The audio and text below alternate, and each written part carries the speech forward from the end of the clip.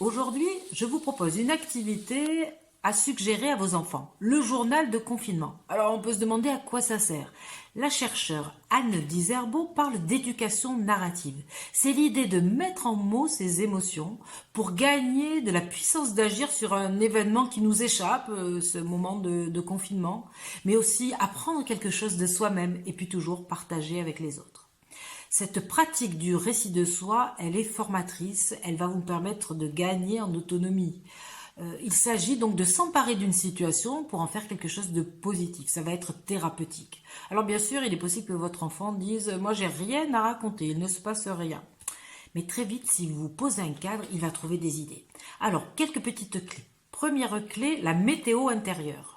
Dire sa météo intérieure. La météo, c'est une métaphore sympa parce qu'il y a l'orage, les nuages, le brouillard, la brume, la pluie, le grand soleil. Il y a plein de moyens de nommer ce que l'on ressent. Alors ça peut être un smiley, ça peut être un petit dessin, ça peut être une photo, ça peut être simplement nommer son émotion si l'enfant est plus grand.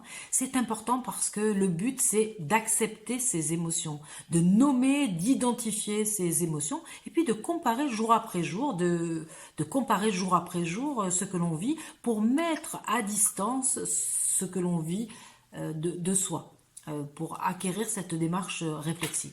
La deuxième petite clé, c'est d'inviter l'enfant à écrire tous les jours. Juste une ou deux phrases et accepter qu'il y ait des fautes, qu'il écrive en verlan, qu'il écrive en langage chatté, qu'il partage avec vous une manière de dire.